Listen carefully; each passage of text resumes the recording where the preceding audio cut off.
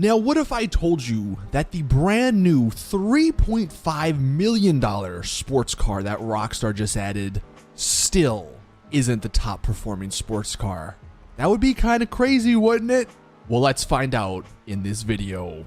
What's up, everyone? Welcome back to another GTA Online video. My name is Saintsfan, and today, if you are looking to purchase this $3.5 million car, I'm going to show you guys everything you need to know to make the best decision for you, because that's a lot of money. Now, before we get into any of the tests, you can get a trade price for it. As you can see here, when you hover over the trade price icon at the top left, it does let you know that if you help the DJ Moody Man from the Music Locker, then you can unlock that trade price. Some people actually might have already done his mission. You have to, I believe, get this Italy RSX for Moody Man, and I think you just drive it back to the casino. But once you do that particular mission, you unlock the trade price. It's random as to how you get this mission. There's nothing you can do. You just hope the game gives it to you.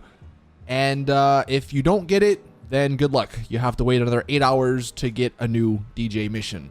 It's a complicated process. Not really sure where Rockstar did this, but that's the way you get the trade price. Even at that trade price, though, $2.5 million for a sports car. That is an insane amount of money. Most supercars aren't that much. Is it worth it? Of course, let's hop into the performance right off the bat. I have the three best sports cars here. We have the new one, Italy RSX, at the top.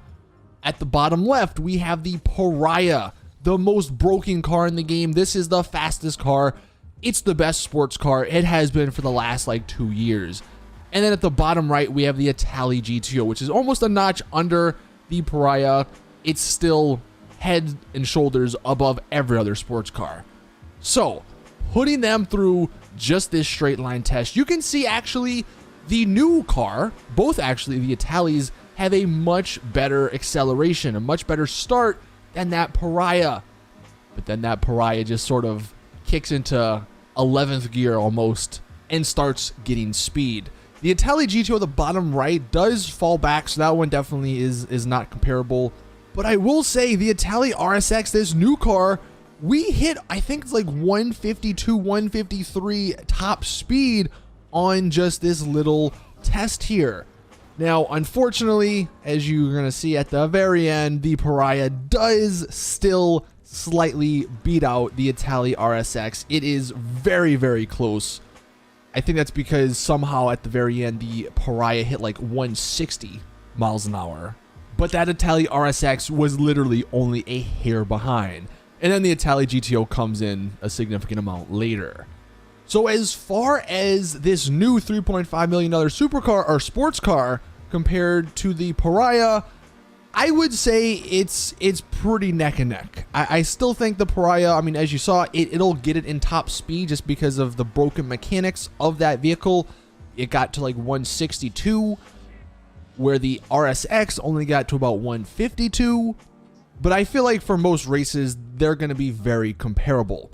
The problem is that that Pariah is only like 1.7 or 1.6 million, where this new one is double that price.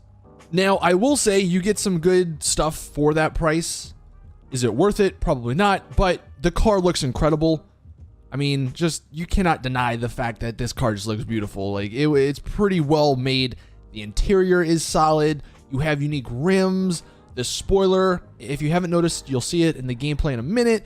The spoiler on the back pops up when you start driving. Looks-wise and customization-wise, it's definitely top tier as far as sports cars go. It's not Benny's level, of course, but it is really good. And hopefully you are seeing that. I'm going to just speed through some of the customization here. This isn't everything. We're not going to be breaking down the customization of this particular vehicle, but again, you do have a decent amount of options. You have a decent amount of spoiler options, which are really cool. The liveries aren't terrible. They're not great, though. You have some cool engine on the back options, some nice hood options, and even roof options. And I'll mention it, the rims, you can change the color, like the stock rims, you can change the color, which is always good. So this car gets no negatives for that aspect. The problem is in the actual driving of this vehicle. This is the one thing you need to know before buying this vehicle.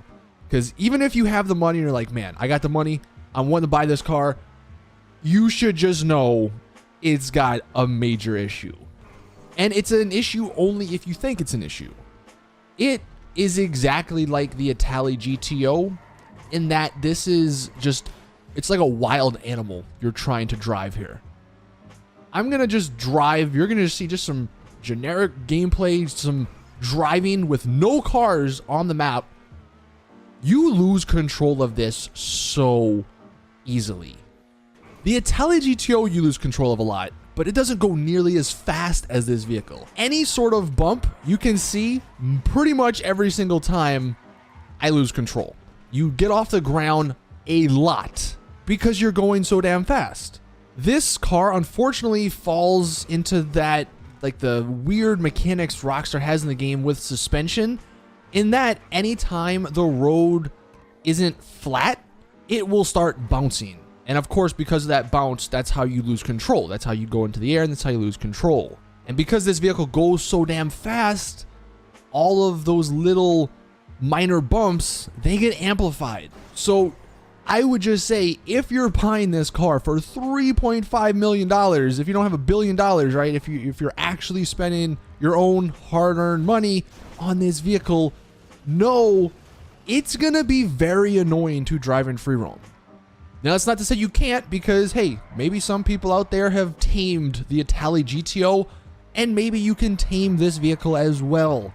Maybe that's a challenge for some people. Like I said, it's up to you to decide whether or not these handling flags and this suspension issue will be an issue for you, because maybe some people like that just crazy style of driving. But I do think it will get annoying for the vast majority of people, especially in online where there are actual NPCs driving around. While this vehicle looks amazing and performs amazing as far as speed goes, just that the handling of it is gonna be, I think, one of the big negatives.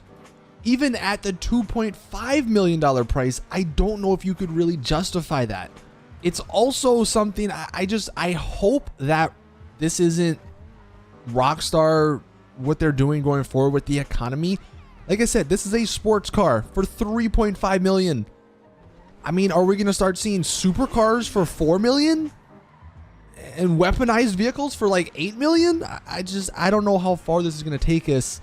I hope that this is a one-off thing. I mean, I guess, look, I appreciate that there's now a car that can compete with the Pariah in the sports class, but the fact that they made it $3.5 million is just absurd, I think.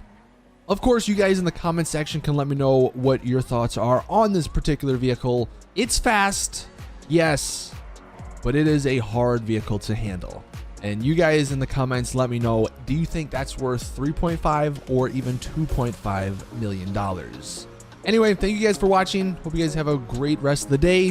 If you enjoyed the video, I'd appreciate if you could drop it a like, subscribe for more GTA content in the future. As always, I'll see you all in the next one.